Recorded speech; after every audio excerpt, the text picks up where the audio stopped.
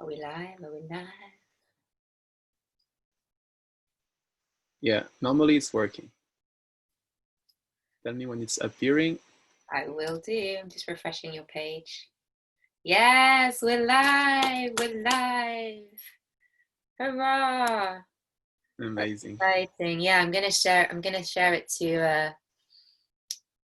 I'm gonna share it on my page at the same time, so we can see if it's going live on my page too.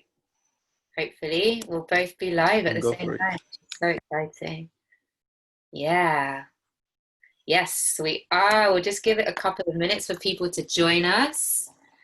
I can see a couple of people are already joining us, Yes. Leo. That's exciting. If you're with us this evening, say hello, show us some love, drop us a heart, and let us know who you are. We'd love to see who's with us. I always find it so weird, don't you, in a Facebook Live that you can't see who you're talking to.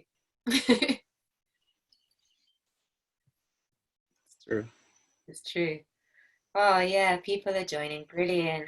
Drop us a heart and let us know who you are. Yeah, if you're joining That's us, amazing. say hello. We'd love to know who's with us. Oh, Kara's joining. Hey, Kara.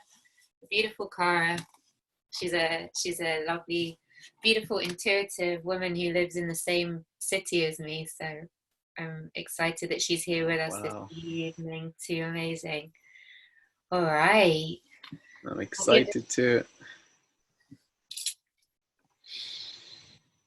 we give it a couple of minutes for people to join us. But I'm so excited to be here with you this evening, Leo, because I'm just, I was just explaining to you before we hopped on the call, just how this kind of came about, and that I put a call out to the universe, but the call's been coming for a long time, and you just appeared, and this kind of manifested within a few days. So this is really exciting to be here with you and to be able to share this conversation with you and go deep with this conversation with having a male perspective, which for me is very important and very special. So I just love for you to just maybe like introduce yourself a little bit to people who are watching you for the first time. I know people on your page probably know who you are, but for people watching you for the first time who don't know much about you, it would be great for them to know who you are and what you do and what impact you choose to have in the world. Wow. Thank you so much, first of all, for the invitation and the manifestation, because it's the first time for me that I'm doing such a live like this. I'm streaming on Zoom, So cool. and especially on this subject, it's something that is really dear to my heart. And I'm working a lot on this finding balance between masculine and feminine. So I do believe that it's really important that we are talking open heart and communicating truly and asking each other questions to get to know the other polarity, as simple as this, because I do believe that I am simply a manifestation in a way of your inner masculine. So if you get to know and ask question, you will just rise into your inner masculine. And you help me to also refine my inner feminine, which helped me to balance myself. So Yeah. it's really beautiful. And manifesting a talk like this for me, it's like, it's precious, really. Yeah. And to introduce myself, I would say that I'm a soul empowerment coach, shamanic healer, and also a trust guide. I am currently dedicating my life to serve the awakening of the goddesses and the queens. And I developed a program that is called Trust in Men because it came to me simply because this is something that has to be empowered and focused on and put so much light on it. There is a lot of fear around the world, and for me, the trust is really an antidote for that fear, and it goes with the healing that's before inward. Yes. And I do saw into my past how much there is lack of trust towards the masculine, simply because since thousands of years, let's say that the masculine has been expressing himself into the and manifesting himself into this world, and we see now where we are at thanks to this manifestation. And obviously, this is not balanced. And this is like completely extreme expression of the masculine that is controlling and expressing his power in a way that is without the heart, you know. So by simply, I would say, bringing more trust into the man and inviting this trust into every one of us will invite also the balanced masculine to come to embodiment and to come to manifestation into our reality. Yes, I hope So for that. Yes. We just have a few people joining us, Leo. So let's say hi to them because they're joining in the conversation, which is beautiful. So Cara says, yeah, sad, but it's true about what you were just saying in terms of the masculine. And Kerry's dropped us a heart. And Leora also is here joining us. And thank you, Leora. You were the one that suggested that I contact Leo. So I so appreciate yeah, Leo, it much. that's awesome. Amazing. Yeah, Leora comes to my women's circles, which is beautiful. And I knew her from Israel when I gave her a lift to a wedding one time. So that's how we met. And it's a beautiful connection. So thank you so much for putting us in touch, Leora. We really appreciate it. And we appreciate you connecting us together. Wow, I'm just so curious to dig into this conversation with you and hear from a man, from a male's perspective.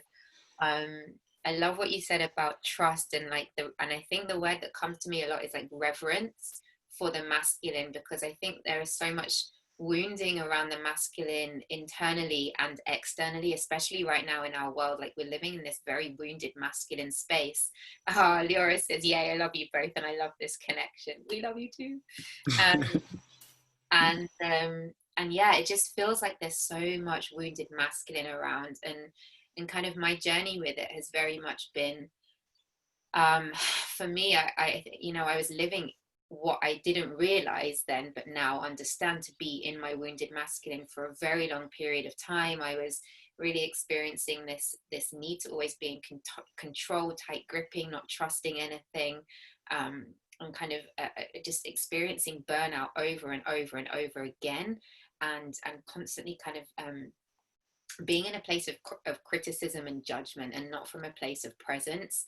And when I understood that about my masculine energy, I kind of ended up rejecting it completely and going very far into my feminine energy, believing that I was actually more in my divine feminine, and I was connecting with that element of my divine, but I went so far into my feminine energy that actually when I tried to call masculine back in, it appeared in the form of rage and anger. And once again, Jen, hey Jen, you're joining us, amazing. Jen says, I get you, Shani. I think, yeah, so many of us have experienced like I found it really, really hard, still am finding it really hard to reintegrate divine masculine, because my understanding was that my masculine was so wounded, that actually it was like a total rejection of that, because I was like, I don't want to be angry. Is this your partner, Leo, Oren? Is this your partner who's joined us? Yes, definitely. Amazing. Hello. She says, I feel that too. Thank you. Yeah, you're welcome. I feel like so many of us feel this when we pendulum swing from one end to the other, and then it's like this total, for me it was like a total rejection. You can, Jennifer, another Jennifer is joining. It's so beautiful to see you too. Amazing. All these wonderful people I knew from Israel. How exciting. How beautiful. You're touching my heart. Yeah, I think so many of us like go through this pendulum swing, and it's like, because my masculine was so wounded, I like just totally rejected it.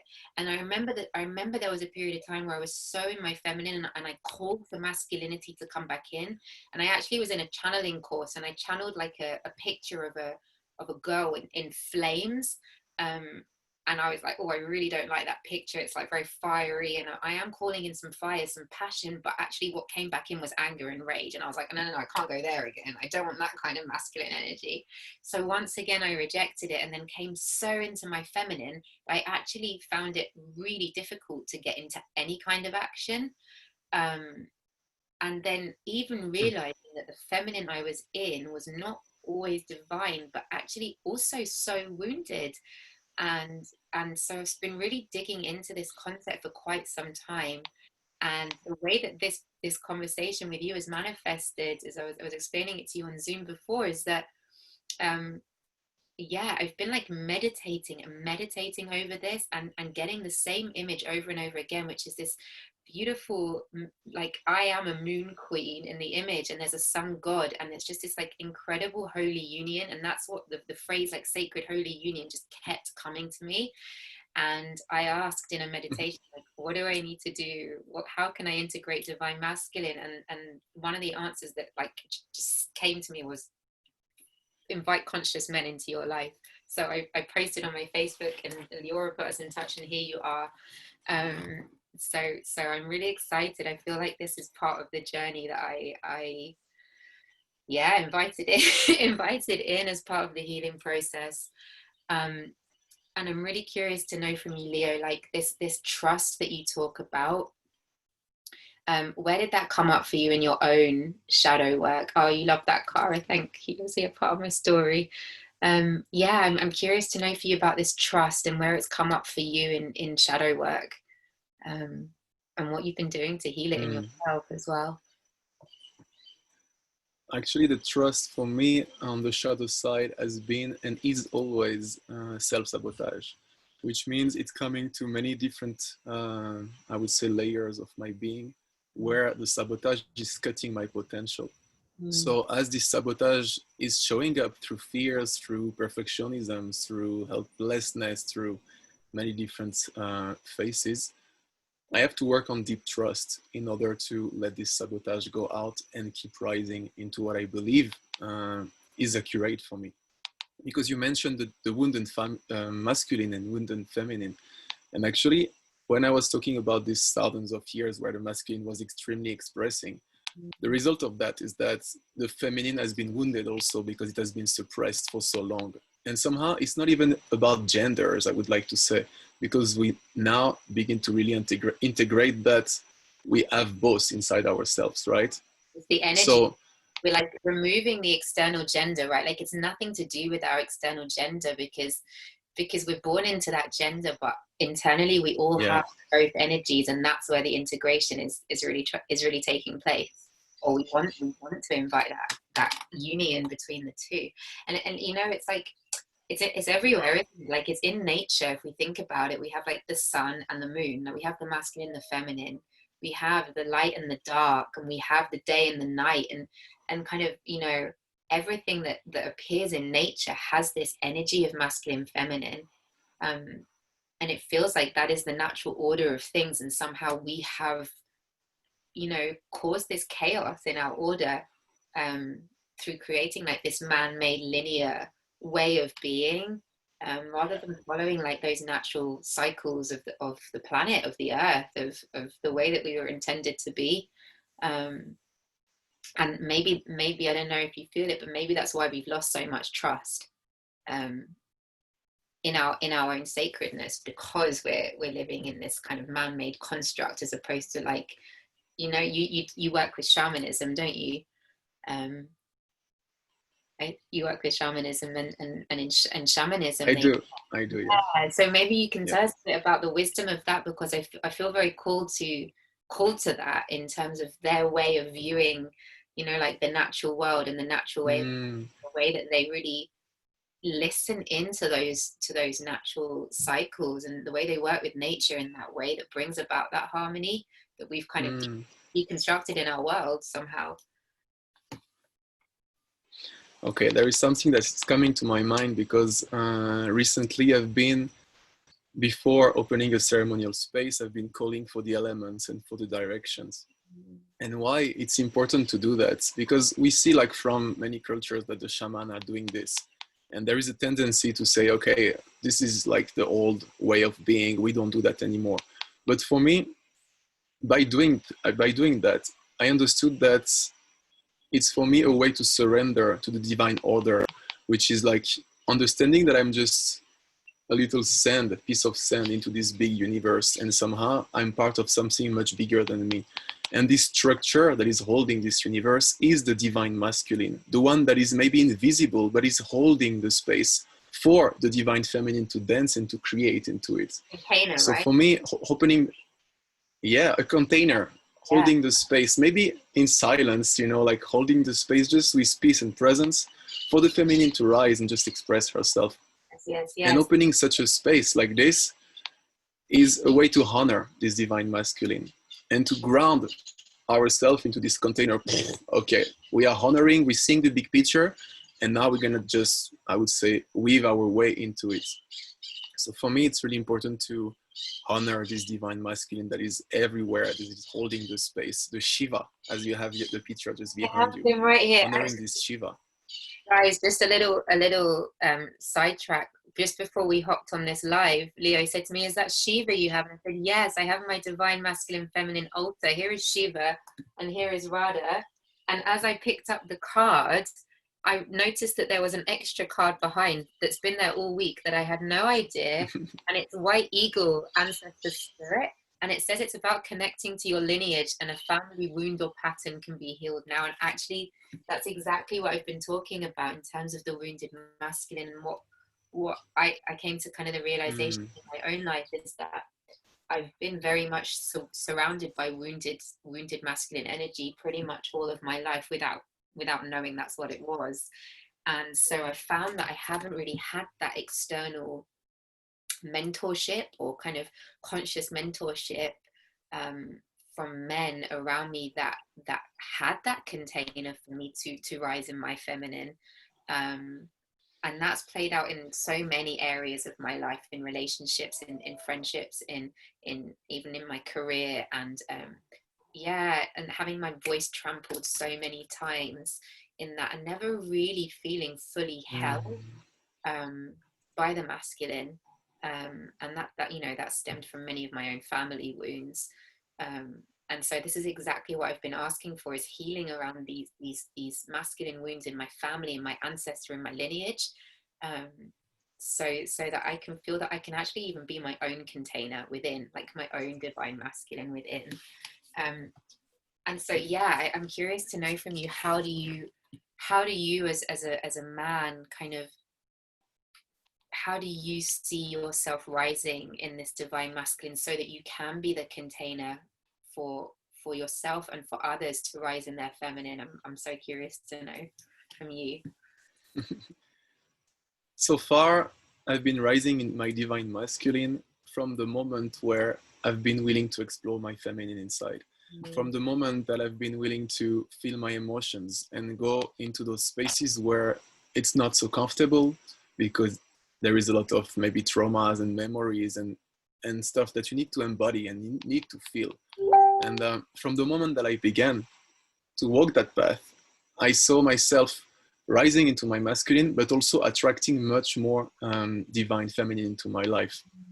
So, yeah, for me to rise up as a divine masculine, it's first of all to acknowledge the divine feminine inside. And then it goes with naturally. And Yeah. this is what I'm proposing also through this trust in men. I'm proposing this acknowledgement of the divine masculine by simply holding the container for the working with to rise into that, you know. Yeah, And I'm curious to know from the people who are watching with us, Leo, like if most of you are women here watching with us, I'm just curious to know from you, like where does your trust lie with men in this current moment, and what, where do you, I guess on a scale of what, no, let's not do a scale, but just share with us about your experiences with trust in men. And that can be, men from your family, partners that you've had, partnerships that you've had, sons that you have, brothers that you have, friendships, just, or even in terms of the external patriarchy or the external masculine energy that you've experienced in your life. Just drop us a comment and let us know where you are in terms of your trusting in that situation, because yeah, I think what you're saying, Leo, is so true, and so many of us lack that trust, and that also comes from so much wounding and then programming and conditioning that we've experienced. And it's so interesting that you said in order to bring in your divine masculine, you had to rise in your divine feminine. And I feel the opposite way now. Like, I feel like in order to rise in my divine masculine, I need to rise in my divine feminine too. In order to rise in my divine feminine, I need to rise in my divine masculine. And so that's so interesting that we are kind of like, it's a dance, isn't it, between the two? That's exactly a dance. I like to see it as a kind of swing between divine masculine and divine feminine. It's never like static and balanced, really like still, you know. It's always weaving his way to find a state of balance. And this is where we dance our own manifestation, our own creation, you know, through this dance, and find a kind of center that is holding our space, which is our alignment in between those two. And Your actually, you mentioned about your partner says since she's met you that you're her divine partner. She's healed deep wounds with her father and her brother. That's beautiful. That's beautiful. Yeah, I hear you. Like those are many of the wounds that I'm currently working on healing and have been healing for a long time, but they're still there. They still rise. So yeah, I do like you. I don't want to get your name wrong. How do I pronounce her name? Is it Orin? Orine? Orin. Orin. Orin. Sorry, Orin. So I get your name right. I'm sorry if I mispronounced it. I love that you said that because that's my story too, and I'm, like I said to you, I feel like I haven't had that divine container of the masculine to hold me, to really understand what that feels like, truly feels like, and therefore it's hard for me to feel that within myself because I've never experienced what that truly divinely feels. And yeah, it's played out so many times in my life. So I just love that you shared that. That's beautiful.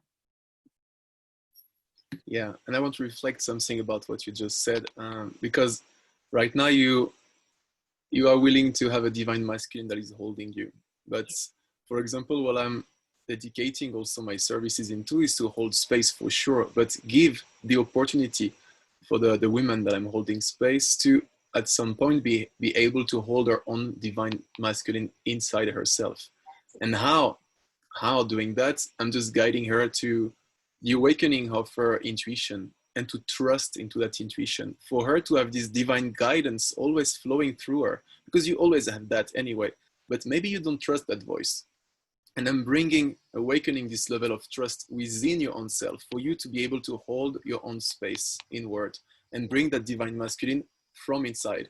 And for me, this is the only way to be able to radiate and attract a divine masculine and partner afterwards.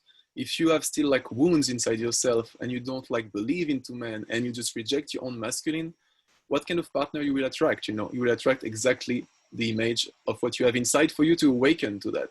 I couldn't agree with you more. I actually wanted to share. This is amazing you just said that, because literally this is the experience that keeps showing up in my life.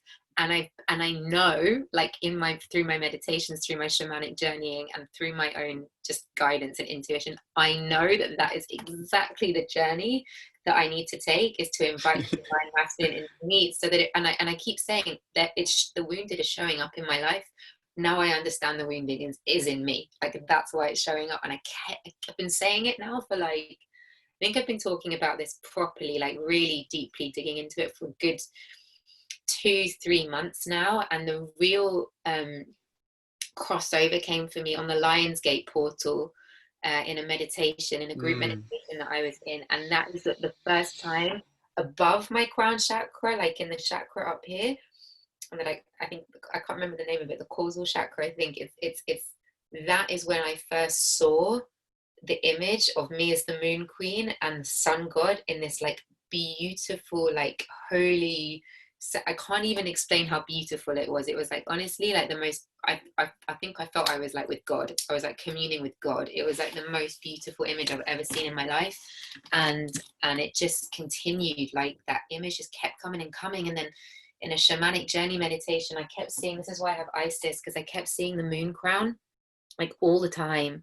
And I work a lot with the moon, and I run the moon circles for women, and I'm so in that feminine energy. But I was like, wow, there's this masculinity that's missing from me. But when I think about how I used to be masculine in my life, that's not the masculine I call in. That's just it's not the divine energy that I call in. So it's amazing that you just said that, because you just voiced in a sentence everything I've been feeling and thinking and saying for so long. So how, I mean, Yeah. as a male, as a you know, gender, in your gender, not in your energy, but in your gender as a male, what responsibility do you feel that men have to do this kind of work? Because we see Hmm. that there are men out there doing this work, and I revere them and I respect them, but it is harder to find men who are willing, like you said, to dig into their emotions and their vulnerability, again, just through conditioning of what is okay, how to be a man. So I'm Hmm. curious to know from you, like, what responsibility do you feel men have in this situation?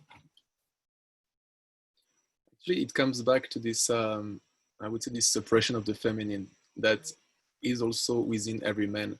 So, how does it manifest into a man suppressing the feminine? Is just avoiding emotions, avoiding vulnerability, avoiding expression, avoiding what we can call drama, which is much more like an expression of what needs to be seen, and the truth is just rising at some point. So I would say the responsibility for the brothers is to, first of all, there is something that needs to be really reintroduced into our way of being together. It's circle of men, because the first time that I've been into circle of men, I've been facing a lot of feminine actually, and I was surprised because I was not expecting that at all. But I saw that men were sitting together, expressing what they were feeling, and I was like, "Oh my gosh, what is happening here? It's not a circle of men. We are just all really feminine."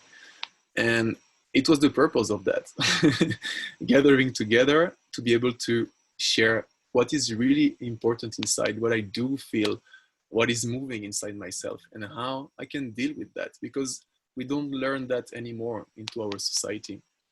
Before, there were this sense of initiation, in, like, if I can say, tribes. Before, there were always this kind of a gap between teenagehood and adulthood, where the man was going into the nature for a kind of initiation, for him to connect to his soul.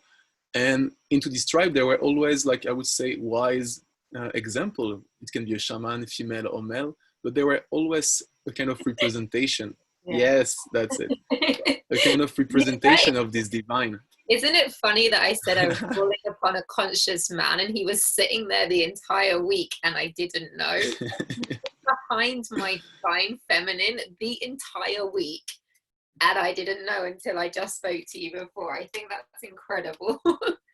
That's like Yeah, in my mind, yeah. yeah.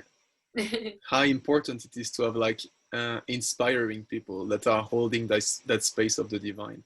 So yeah, the responsibility is to consciously, I would say, step into those containers that are more conscious, more aware, and to see what's moving inside that, to just start walking that path, and to dare to go onto that path. Yeah. And in terms of men, like, I mean, it is vulnerable for a man to attend like a brotherhood circle or a brother lodge. For women, it's much easier to come to the moon circles, to come to these sharing circles. Women crave it, they need it. Like, with my online circles, there's always women that show up. And then, when I started running in person one, I put a post out to do an in-person circle, um, in a city nearby, and like loads of people responded. And it's like, yeah, like women are craving this community and this connection, but for men that find that harder to show up in that space, and I know that there are men's circles and they happen and it's the most beautiful thing, and I wish, for every man to attend one.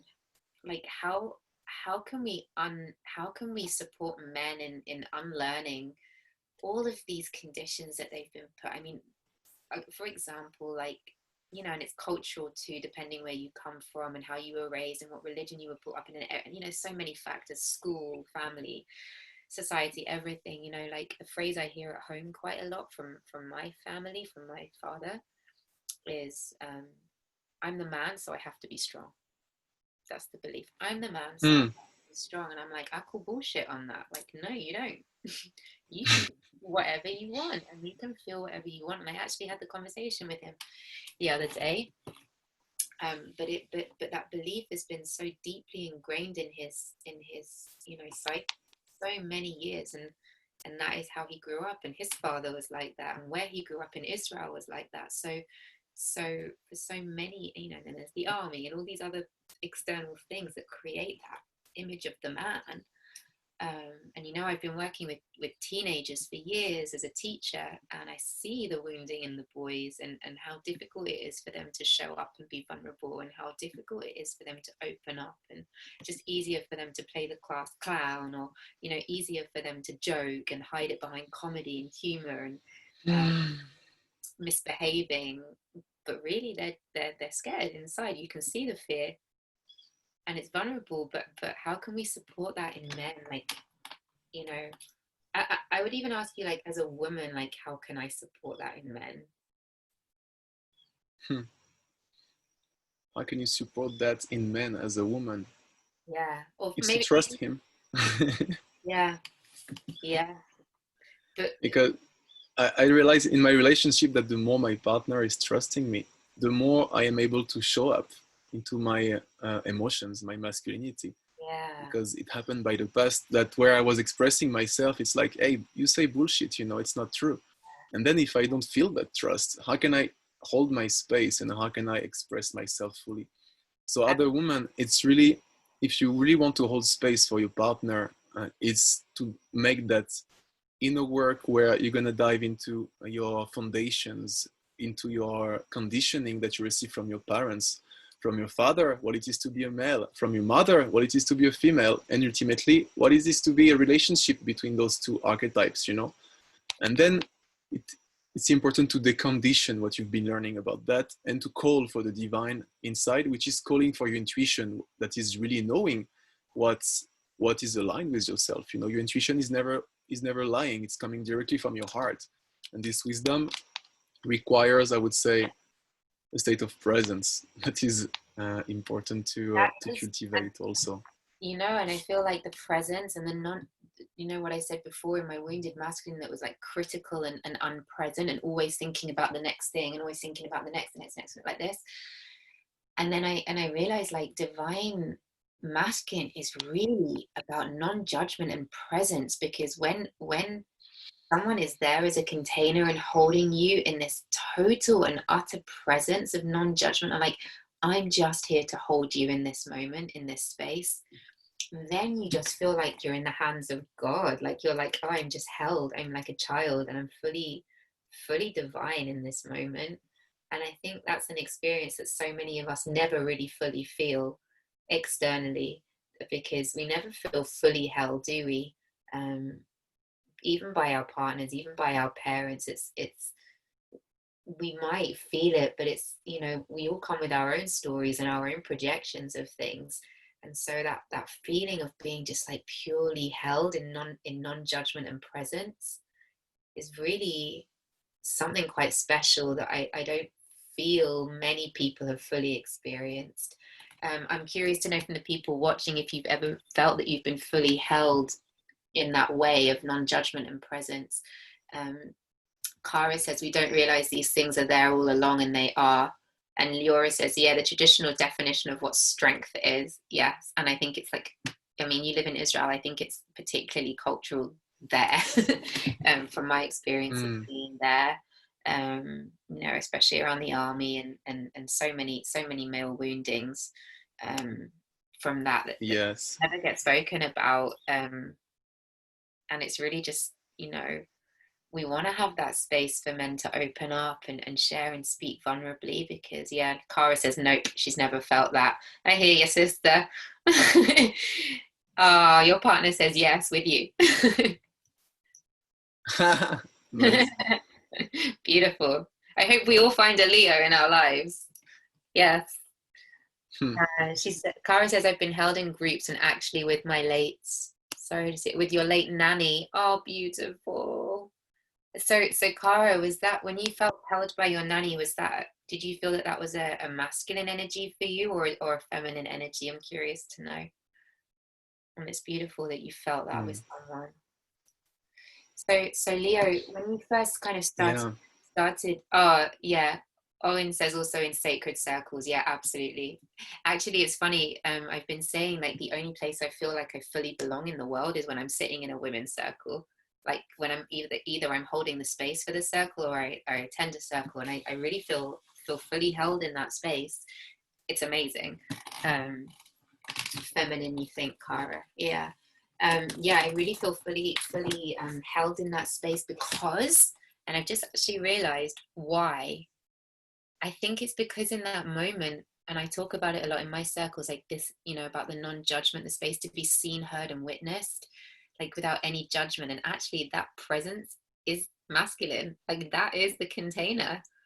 So I've just never thought of it like that actually. But really, even though we're in a female feminine circle, when I hold the space for that, or when I attend and I feel held in a space like that, that's it. It's like divine presence with no judgment. And Kara says, yeah, that's why I hold them too.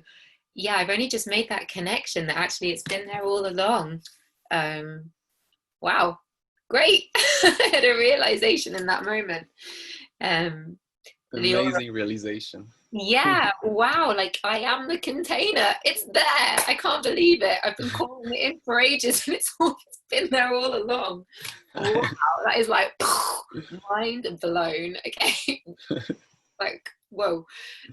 Leora says that she relates to Ollie in circles. You've definitely felt held. I hope you felt held at my circles, Leora. Yeah, beautiful. Wow. That's sorry, that's just like resonating in my mind, the realization I just had. Because it is, isn't it? It's like that what you crave so much in a partner, let's say, is that presence, like someone to hold you in that space, and not try and fix you, and not try and criticize you, and not try and judge you.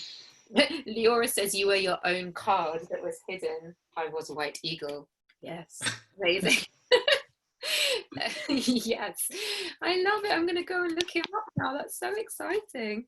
Yeah. Yes, and I want to reflect something about that, because also being held, as you said, it's ultimately being loved into all the manifestation of who you are. And when you were talking about also circles and sisterhood and brotherhood, there is this divine masculine that is invited at the same time as the divine feminine. But somehow there is this deep love also that is rising into like, oh, you're allowed to express whatever you want, and we love you as you are, and we are grateful for your expression. And I would say, I will talk about my experience, but why I was sometimes resisting to my feminine or to my sacredness, because I was not able to surrender to love in a way. So I was not able to surrender to somebody that is holding that space for me to feel that love. And it goes to the fear also to feeling deeper what love is going to just dig into myself, all the parts of myself that I don't accept and don't love. This container will simply reveal that. So it takes a lot of courage in a way to be clear enough and courageous enough to say, wow, this is what I carry inside. And now I have the opportunity to love and to expand my heart into it. So yeah, it's definitely so important to have circles where we are getting in touch with that vibration of the sacredness, of the divine, and ultimately of love. Do you think that it would work if we had mixed circles of men and women, or do you think that would be difficult for, like, too vulnerable for people to open up? Because I've been to like mixed circles, you know, like singing circles and those sorts of events that I absolutely loved. But in terms of like sacred circles, I've been to retreats where it's men and women together, and you know, breathwork retreats, and where we kind of hold ceremony together in the space with men and women, and that's been amazing and beautiful. But in terms of like sacred ceremonies and brotherhood and sisterhood, do you think that that's a possibility for men and women? And Cara says she would love that. I feel like I would love that too. I wonder how it would be. Of course, that's a possibility. And this is also the aim, I would say, to be able to be together in harmony. But for me, there is a triangle to honor into ourselves, which is like the masculine, the feminine, and the togetherness. So it goes also into our society, being able to have circle of women, circle of men, and then circle together. The three of them has to be acknowledged and honored.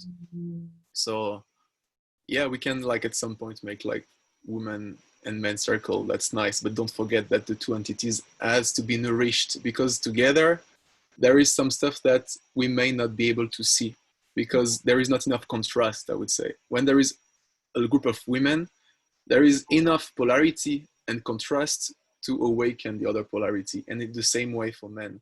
So it's important to respect that duality also, in a way, Yeah. to make that contrast existing in order to see the other side. When you, Cara said she's been to a few. Cara, do you mean mixed circles, like sacred circles for men and women? I'd love to hear how they went for you. Let us know. I'm so curious. I've been to, like, mixed cacao ceremonies and things like that, and retreats and festivals where we, do opening ceremonies with men and women together. But in terms of like truly openly, vulnerably sharing, Leora says there is actually something starting like that in Israel, but more like talking circles. She can't find the link now, but if someone wants to need more, feel free to PM. Oh, amazing. Can I just like click my fingers and come over for it? And then just come back? That would be amazing.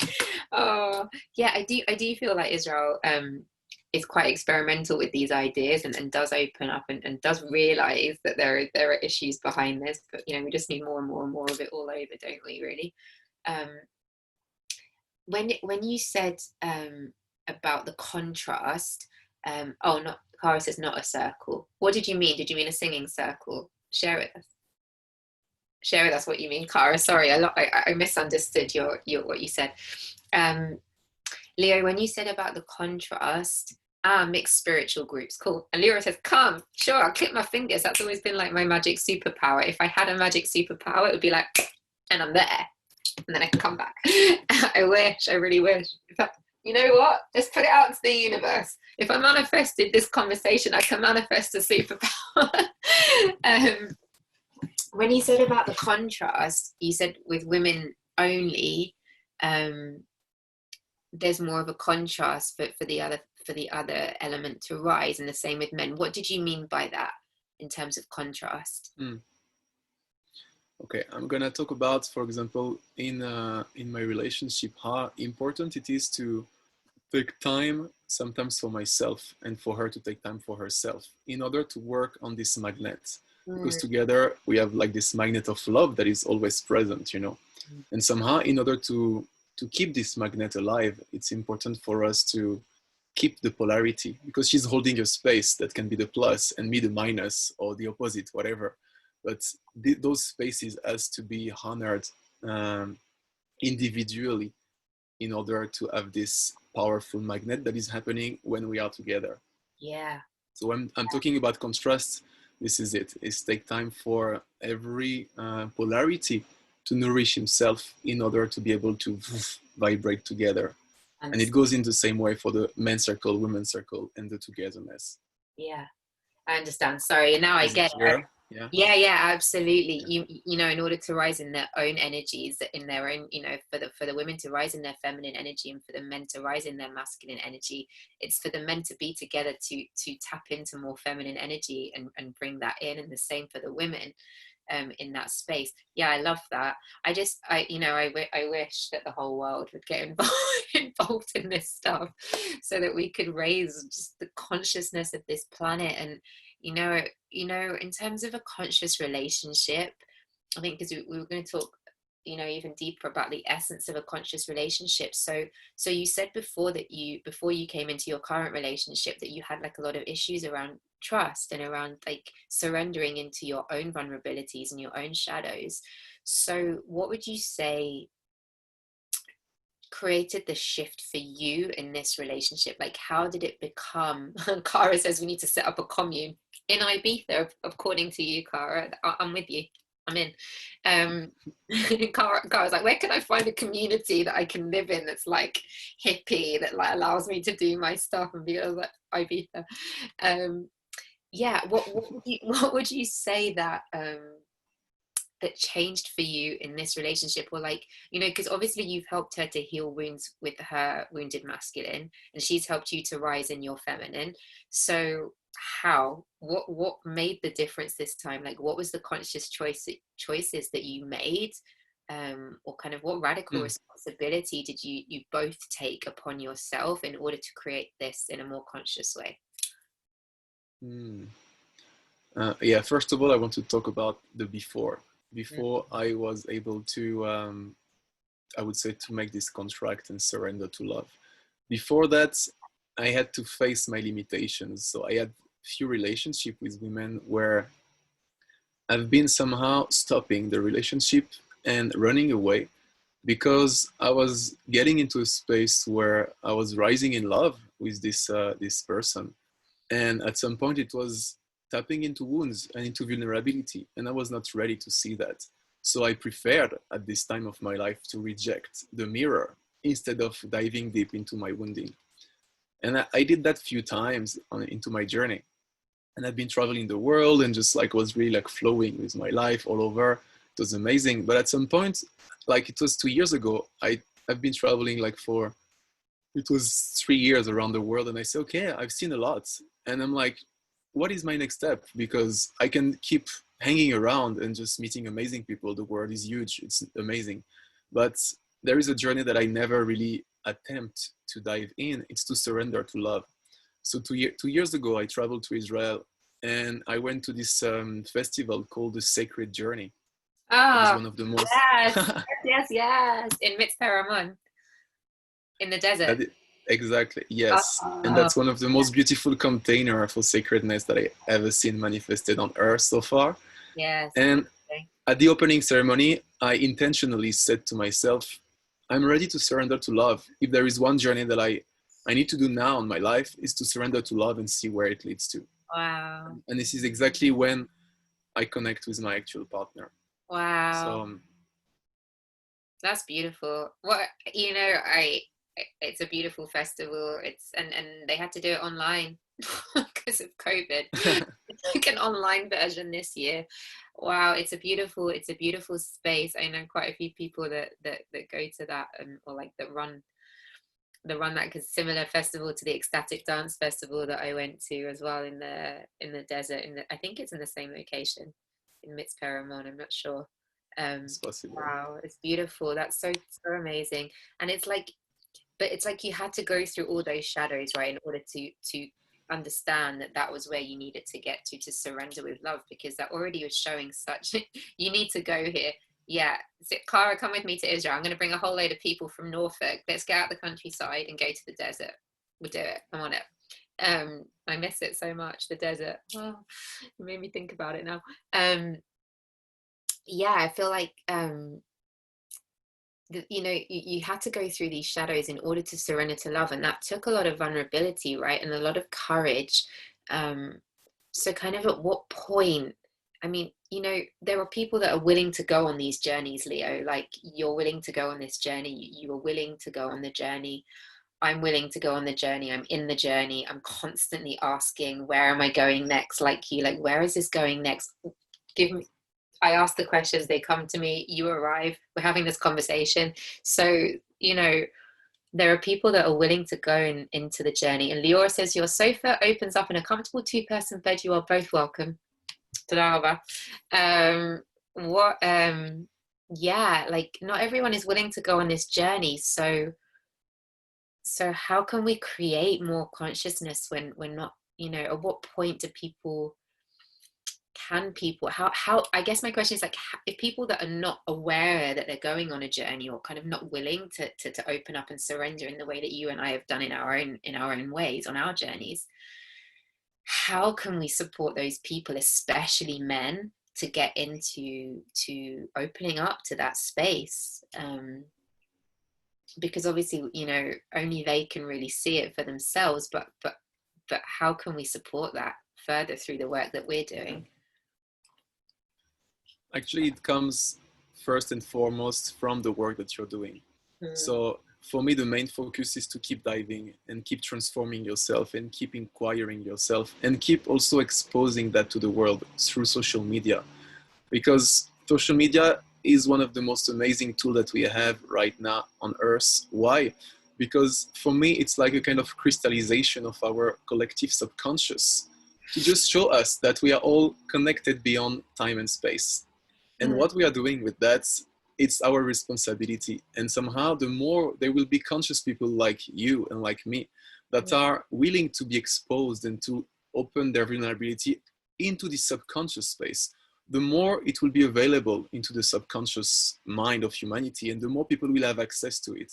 And then it takes to just trust them that your transformation will ripple into them and awaken this sparkle of, oh, I want also to dive deeper. But I've been at the beginning of my journey trying to convince people, oh my gosh, this is it, go for it. But I was just using my energy for pushing that outside of myself instead of diving deeper and just be the example. Because many people, they're just awakening sometimes just by listening to you or by your presence. They're like, oh my gosh, what is tripping on? But this is the way he is. Okay, and how comes? And just the presence is already like awakening a lot into himself or into herself. So the main focus for me, it's always to hold that presence, hold that transformation, and keep radiating and exposing that the most that we can. And be the example. I love a quote of Gandhi that is always inspiring me. It's be the change you want to see in this world. And this is something that is always bringing me back to, amen, do the work. That's all you have to do, and keep shining and keep shining. And then the rest is not in your control, and I don't have to control the rest. The rest, I trust that is going the way it's supposed to be. And me, I'm doing what I can do for myself, because this is the only one that I can have control on, and I'm in charge of at this moment. So I'm concentrating inside to shine outside. And then the more I do that, the more I begin to help other people consciously. So Cara says yes, yes, yes. I love it. Yes, I love it, because Leo, for me, it's just like it is beautiful to hear a man saying this, because in my experience, it's always been me diving and digging and bringing up all the shadows and the yuck and the muck and the uncomfortableness, and just like feeling it all. And always like you, kind of trying to convince others to do the work at the beginning, and then just realizing, like, no, I can't be a savior. Like, I can't. Like, Cara says, holding ourselves accountable. Absolutely. Like, I can't be that savior for you. Like, you have to want to do the work. Like, I'm willing to show up for myself and continue doing this work, and I'm willing to say, throw me in. Like, throw me in with the sharks. I'm gonna feel it all, and I'm gonna cry and get messy and angry and feel shit and feel the heaviness, and it's okay, because ultimately, like, I feel when we're doing that, we're just like, we might contract in that time, but then there's like expansion, right? And then we might contract again, and then there's expansion, and then someone else appears in our life and just holds up a mirror to our face and goes, all right, you did that bit, now you need to do this bit. Here I am, face me. I'm going to stay here, or I'm going to disappear, but someone else is going to come in and do the same thing until you actually do that work. And some people, I suppose, live through their lives like seeing the mirrors, but just ignoring them.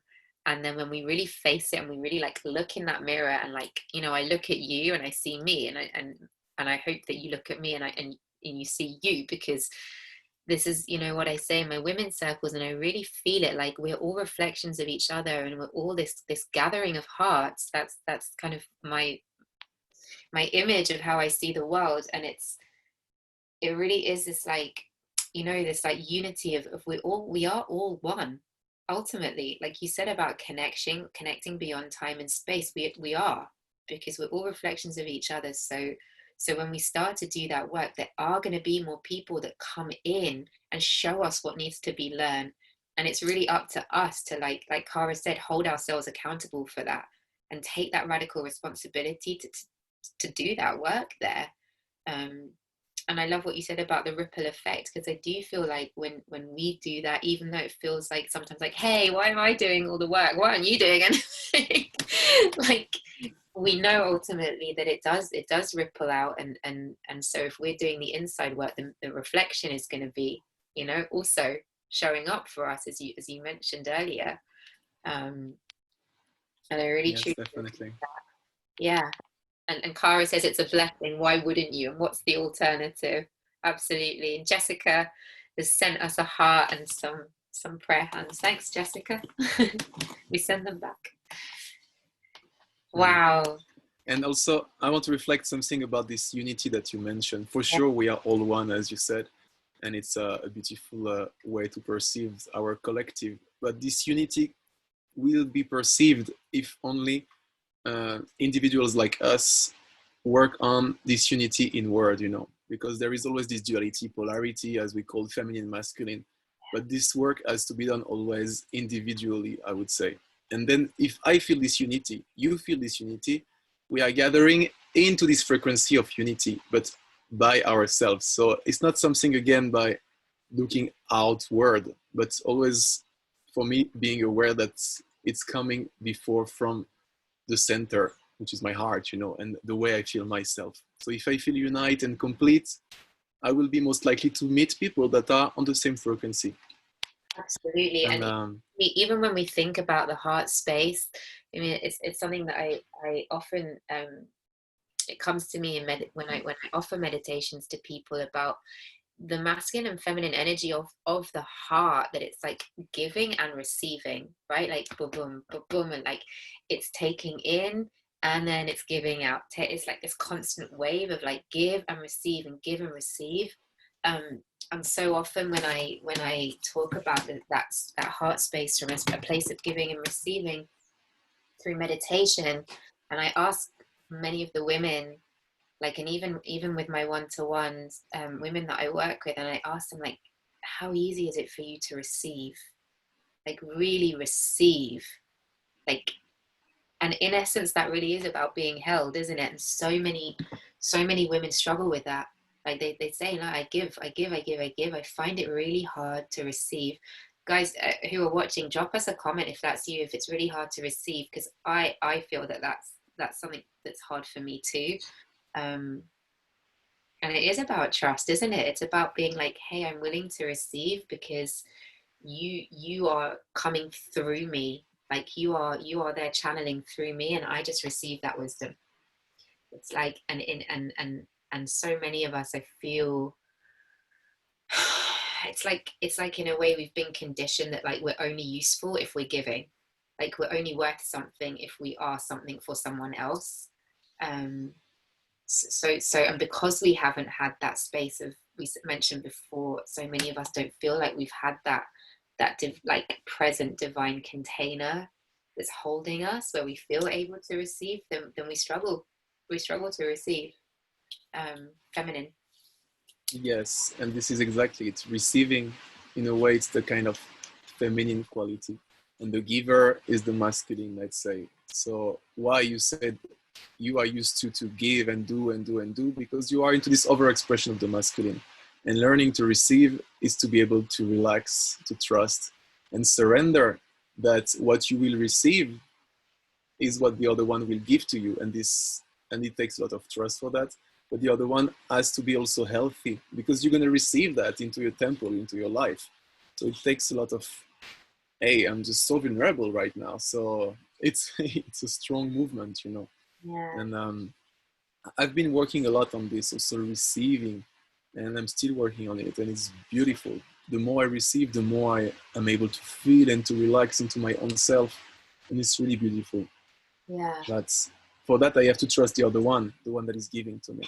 Mm. And like even last week, I received a massage from a man of the valley. It's a local tico here, and he just gave me a massage, and I surprised myself many times to don't trust his hand. I was like, oh my gosh, you're gonna crack me apart, you know. It's just cracking my neck, cracking my legs, and I was like, oh my gosh, I hope he knows what he's doing.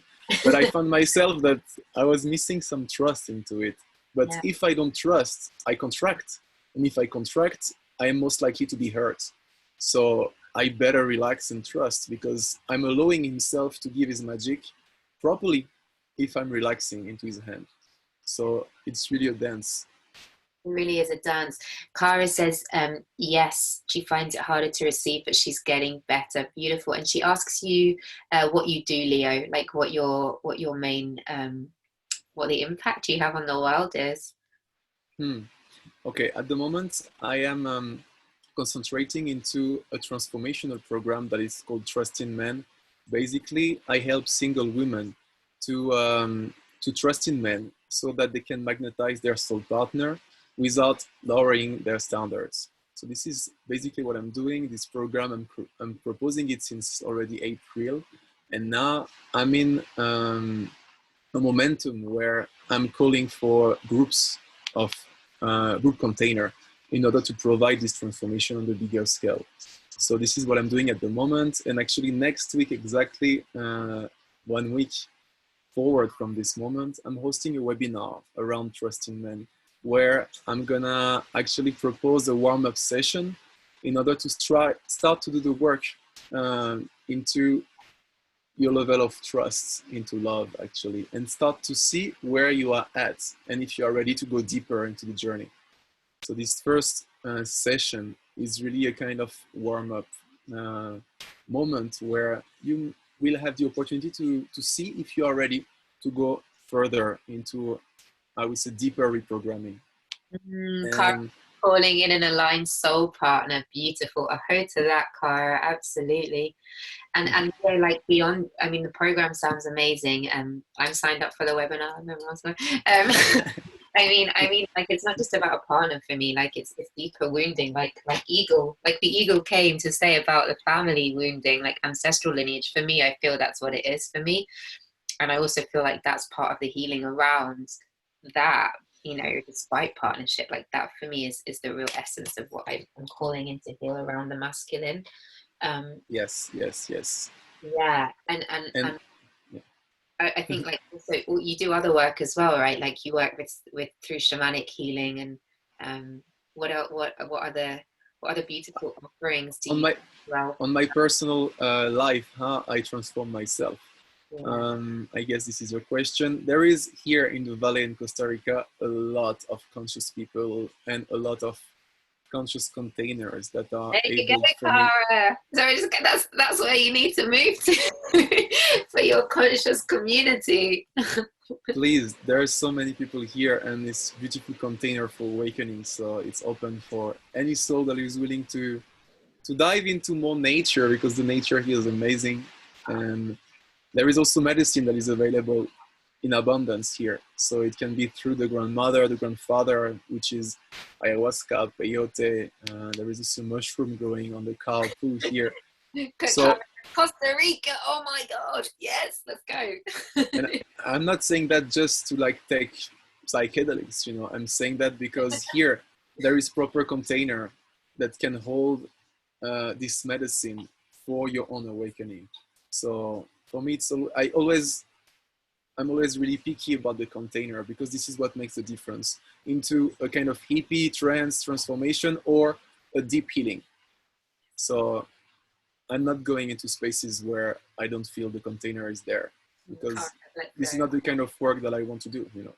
Yeah, Leo, I think like even just saying that reflects what we were saying earlier about the container. Like if you don't feel trust in that container and you don't Yes. feel safe and held in that space of presence and non-judgment, like, and you know, if you're talking about plant medicine, I mean, Cara says psychedelic life. Woo.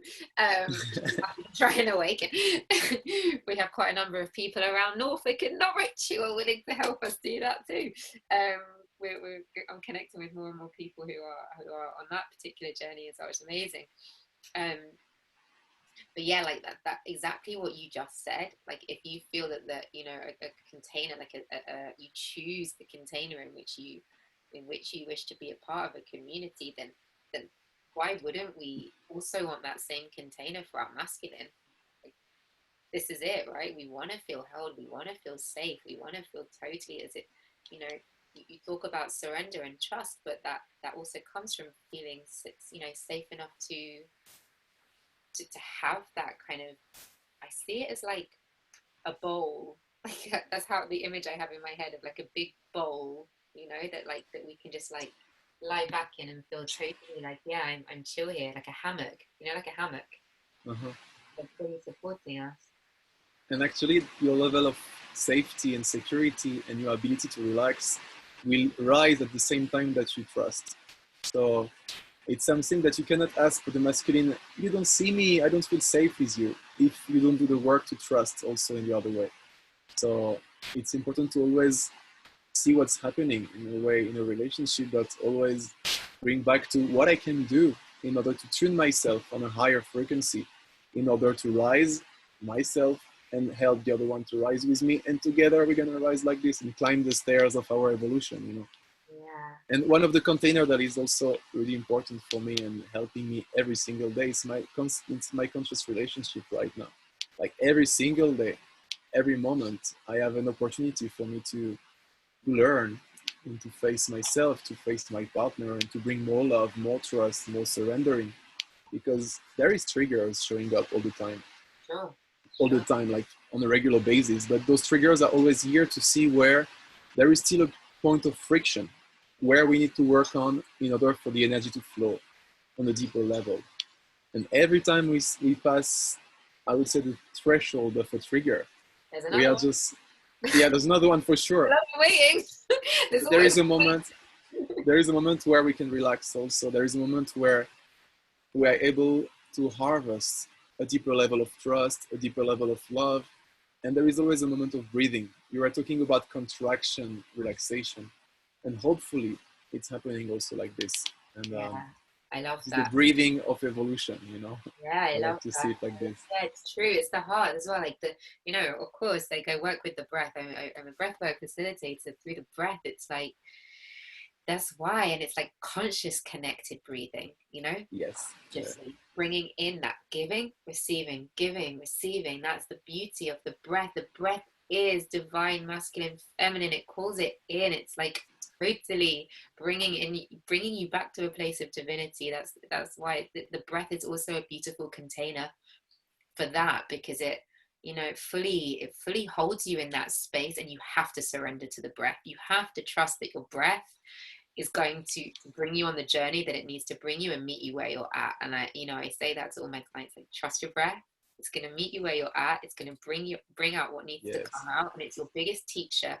And if we're talking about bringing you back to a state of divinity, like, your breath is the breath, and the breath work and conscious breathing is an incredible way to do that.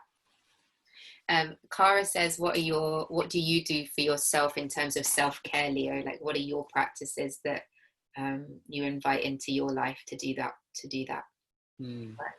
On a daily basis, I do yoga and meditation. I also eat vegan. I'm fasting also every week.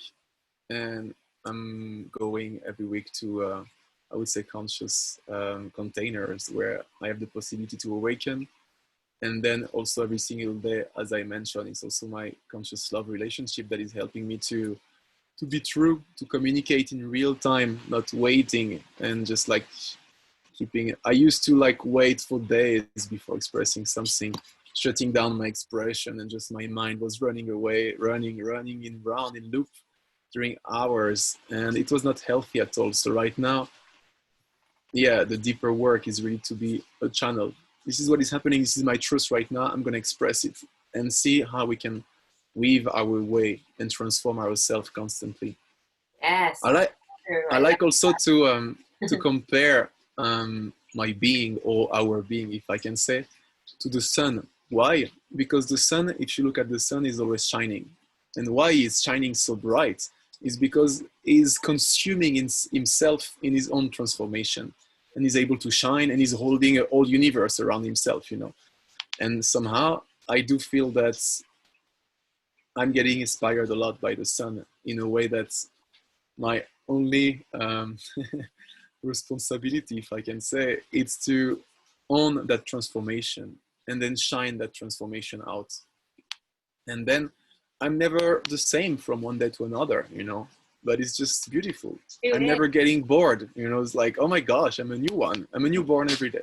Like, a lot of people talk about morning routines and morning self-care practice and all this kind of stuff. And actually, I don't buy into that, because, like, you are a human being, and you are an intuitive, and you're a channel. So you wake up in the morning and you decide what is right for you in that time and space. Like, if I want to wake up and meditate, I'll wake up and meditate. If I want to wake up and do yoga, I'll wake up and do yoga. If I want to wake up and go and get a cup of tea, I'm going to get a cup of tea.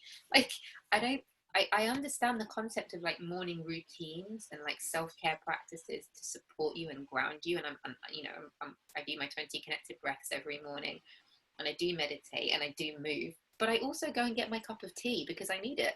And it's like, I don't hold myself to like, I must do my morning routine self-care practice, because if I don't, and then I start to feel a sense of guilt around that, then what's the point? Like, it's not intuitively. Yeah, Cara says intuitively, yes, that's me too. Flow, yeah, flow. Like, if you wake up one morning and you just want to like step outside, step outside. If that is your morning routine, do it. Like, so many people talk about these self-care practices like something you must do every day religiously, like journal, affirmations, gratitude. I personally don't buy into it. I feel like if you are a channel and you wake up and you ask, what needs to come through me today? Like, what is channeling through me today? Like, this is what I ask. Like, how can I serve? What do I need today? What message do I need to share today? That's what's going to come through me for my morning routine. Um, and then I don't feel any sense of guilt Yes. around it at all. I just wanted to throw that out there because I see so many like coaches and like healers and people talking about these morning routines, and I kind of feel like it puts a lot of pressure on people to have, like, everyone should just choose what feels right for them. So yeah, just kind of intuitively flowing with that is so important. Mm. But I want to reflect something about those practices and how on my journey it helped me a lot to have discipline also and to practice every day, because it brings me back to a state of presence. And this is something that's at some point in our life we all have to learn, I would say, to be present to ourselves. And then once you pass that step where you reach that state of presence, you are able to flow into, oh, what do I feel today? Do I feel like doing yoga? Do I feel like going to the sun? Do I feel like sleeping more? Because you are so in touch with your presence that you are allowed to flow, I would say. Yeah. But there is always this, I'm always really cautious about you should do that, you shouldn't do that. It's always um, what is necessary at certain stage of your evolution. Because for me, Absolutely. it served me so much to be really disciplined into my yoga practice. Sometimes I was really like, I need to do that. So I was really also masculine and really like stubborn into it. But it helped me to find my balance also. In the Yeah. same way that you expressed at the beginning that you had to go into the extreme feminine in order to come back to invite the masculine into your life, it's also, it's something that goes into the journey and it's also Yeah. necessary.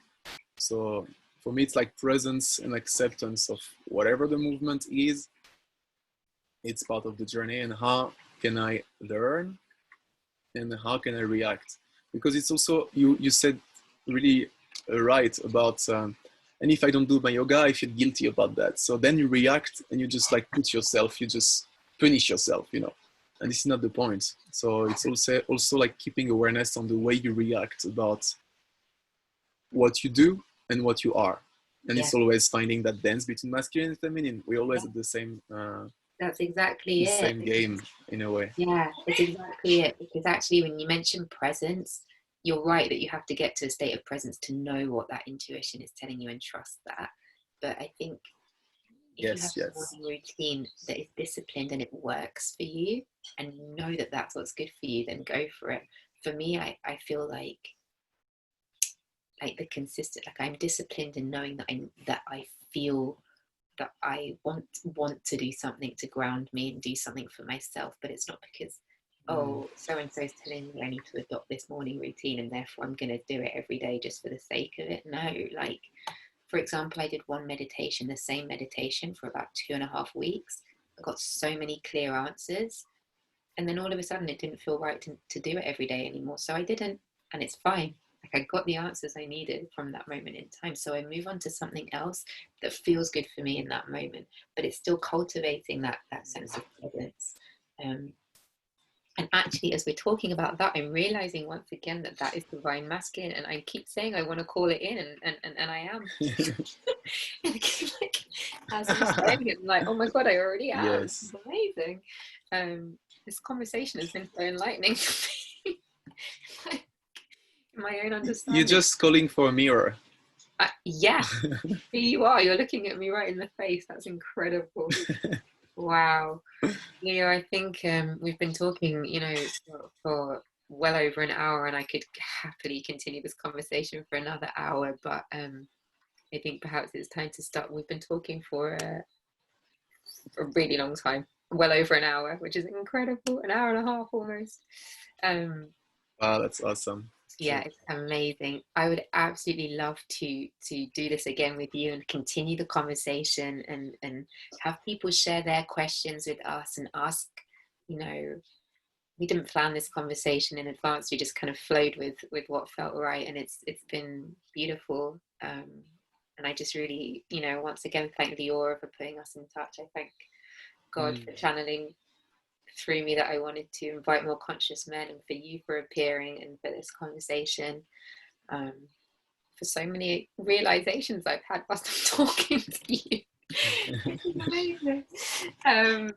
Yeah, amazing. Yes. Yeah. So yeah, Leo, if you want to drop your link to your webinar for next week in the Definitely. video, so if people are interested to join, they can. I will also be hosting for any of you looking to integrate masculine and feminine energy, I'm also hosting a workshop on Monday night on how it brings truth and integrity into your life, like the integration and unification of masculine and feminine. I'll drop the link again into the video if anyone is interested to join, or if anyone wants to dive deeper into it with me or with Leo, then send us a message, because I know that this is something I'm really called to continue working with and bringing this into my practice more and more, because it just feels so real for so many of us. So we'll drop those links in if anyone is interested to join any of those offerings, and send us messages, connect with us, ask us questions. I could talk about this all day, literally. Yeah. Thank you so much also for manifesting that moment, because it's really precious for me on my journey. It's also a blessing. So I'm really happy to be able to expose a bit more of what is in my heart, and it takes a proper mirror to expose that. So for me, you've been that mirror today. And what I do like into that kind of interaction is that I also discover myself through your questions, because I would never have the opportunity to express all of this without your presence, just as simple as this. And definitely, I am gonna drop the link for the webinar down below into a comment of this video, for all the women that are feeling the call to know more about trusting men and how to make that inner alchemy in order to tune this magnet properly and find this alignment that will ultimately ripple out and magnet a divine conscious partner. But I do call always for awareness, I would say, and self-inquiry, because this is where it's really important to begin the work. Absolutely. Start to be the example and to be, yeah. Yeah, agree with you. I hope to that 100%. Like, send it up to the divine. The divine comes back. I love it. I just love it. That's what I've just felt so cool to do, like to talk to God and then just like have the answers come through. It's just been like that's my journey for the last few weeks. Have just been like conversations with it. It's been amazing. Just getting these answers that I don't think like my conscious brain would come up with if I wasn't just allowing the answer to. And sometimes they don't come straight away. Sometimes they come later in the day, and I'm like, oh, okay, useful information. What do I do with that now? But yeah, it's been a beautiful, beautiful conversation with you. Thank you so much. But you suggested this, like I put out the call and then you suggested this, so it was a beautiful collaboration. Thank you. Yeah, I felt ready. I felt it was the divine timing. So, and I'm also looking forward, if you are willing to continue that, maybe like once or twice a month, we can manifest that kind of container where we are talking. And I feel it's beneficial not only for us individually, but also collectively. So I will be more than happy to continue to do that kind of exposure, healing, opening heart work. So thank you so much. I would love to. Just like an idea just popped into my mind as well for a spiritual circle that we can hold the space for together in that way. Because as I was thinking like about men and women, it's just like, who wants to call that in? So yeah, for sure we will continue doing this. I love it, and I hope all of you that have been watching have gained something from watching us. And Leora says, thank you both. You're welcome. It's calling it in. Yay! The author Yes. use my intuition. Yeah, beautiful ladies. Thank you so much for staying on the call with us for this amount of time. We've been on for ages and ages and ages, and you have incredible concentration spans. So we must have been engaging enough for you to stay with us. Thank you so much.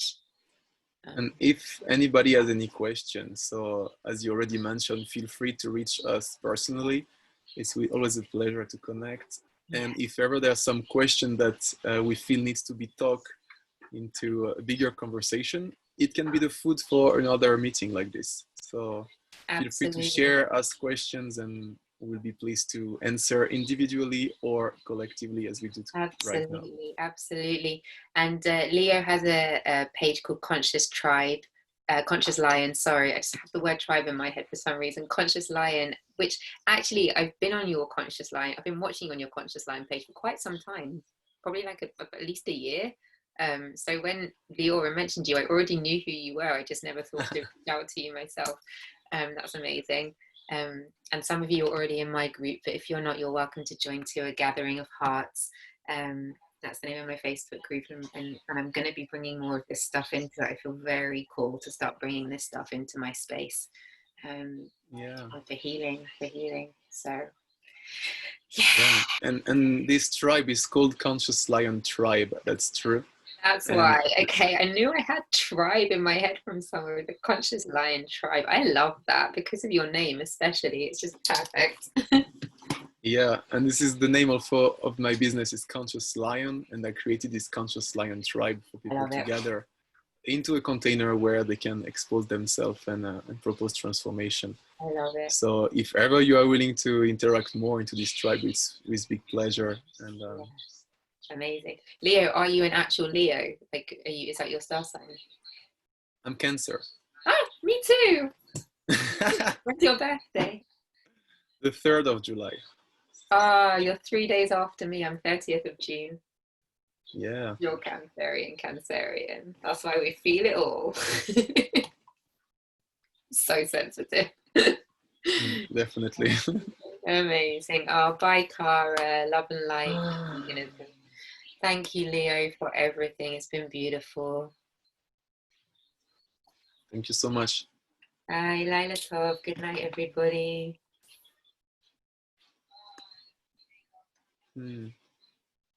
Okay, so I think it's the end of this beautiful moment together. Thank you so much, and looking forward for the next manifestation.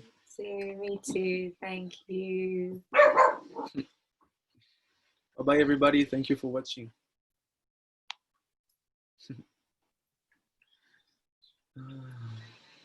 Just have to end the meeting. Stop the live. Yep.